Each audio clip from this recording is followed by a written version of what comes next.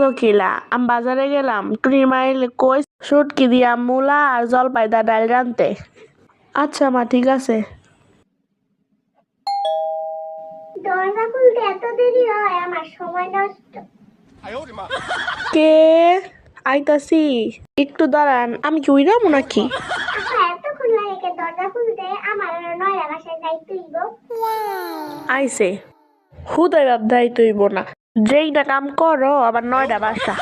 শোনো, মায় কইছে জলপাই দিয়া মূলা আর শুটকি দিয়া ডাল রানতে। এগুলা কি কয়?